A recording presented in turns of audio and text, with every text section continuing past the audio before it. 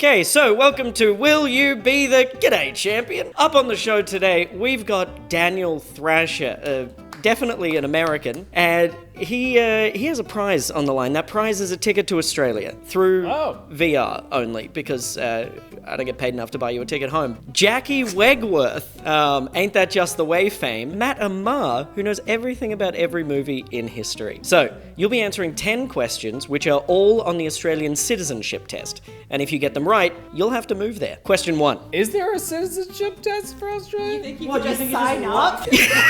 You think you just jump on a float and get over there? I think it would be pretty easy to just like show up on a boat and be like, good day, and then you're a citizen. That's so offensive. Section 1. Onya Sonya. Now, this requires translating something into an Australianism. For example, well done friend becomes good on ya Sonya, and in Australian, that would be on ya Sonya. Let's hear it from the crowd. Anya, Sonia. The question is, you're irritating me right now would become, in Australian, A, no deal, Andrew. You're doing my head in. Stop hogging my noggin. Daniel Thrasher, how would an Australian say, you're irritating me right now? I would guess, my guess is B. I would say B, final answer. That's it? B is the correct answer. Okay, the answer is B, you're doing my head in! Round of applause. One-way ticket to Google Earth, Well Australia. The next topic is, what's the def, dingo? And that is where, Daniel, you give us the definition of very specific Australianisms. Number 1 is buffhead. What is a buffhead? Daniel Thrasher, go. Buff head is like a dummy, right? Or like a buffalo head, like a thick-skulled person, maybe? That's my guess. What do you think? That checks out. Yeah, that's what I think. You think like a dummy? We're gonna need an answer. Dummy. Dummy? Final answer. Final answer. You got it right. The answer is an idiot, a dope, or a fool. As in, geez, Jermaine, Dave dropped the goon bag. What a bloody buffhead. What is a goon bag? Next. The next one is sticky beak. I know this one.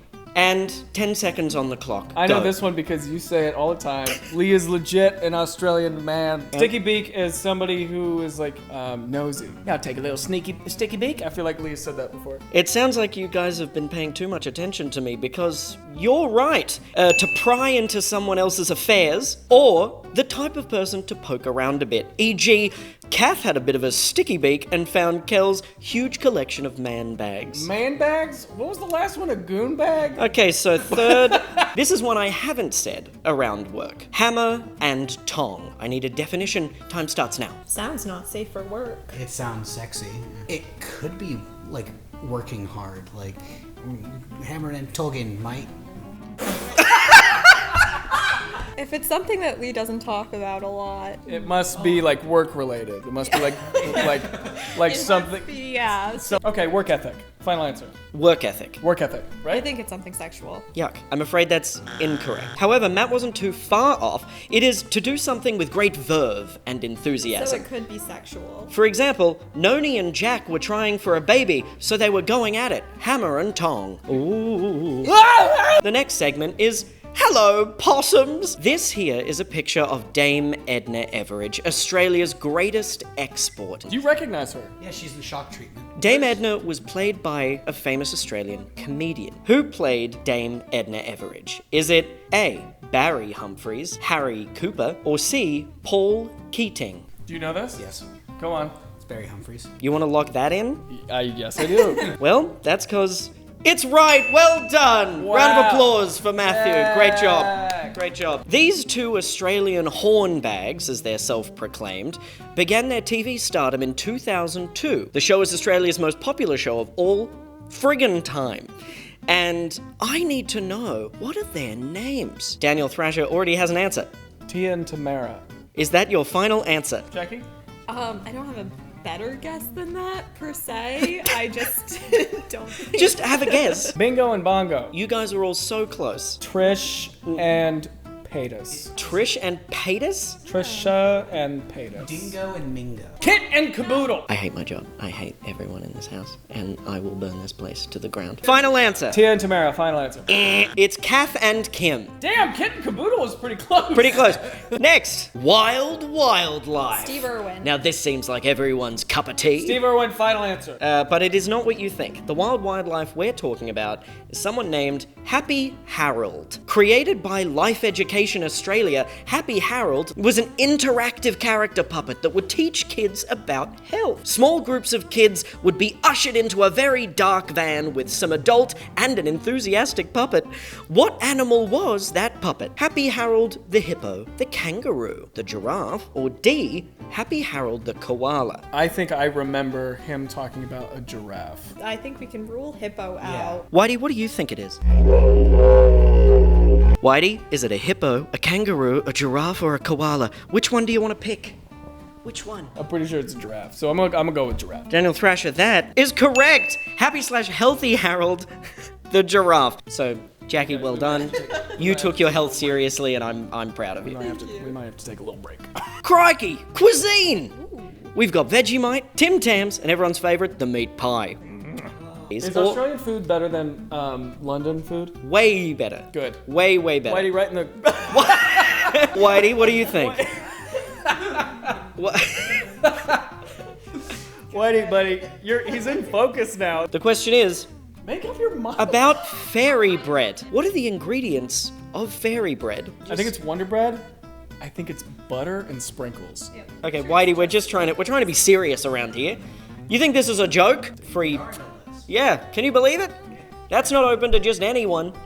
What do we got? Final answer, white bread, butter, and sprinkles. The answer is exactly what you said. Yay! The cheapest bread money can buy as long as it's white.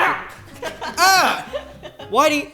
We've got a little dingo down here ready to steal this quiz away. Fairy bread is made up of cheap white bread, butter, good butter, and hundreds and thousands. It's very good. I'm amazed Americans haven't picked it up because it's literally fat and sugar. This is Australian Prime Minister Harold Holt. And on the 17th of December 1967, Harold Holt, the Prime Minister, disappeared while swimming in the sea near Portsea, Victoria. In his memory, we named something publicly after him.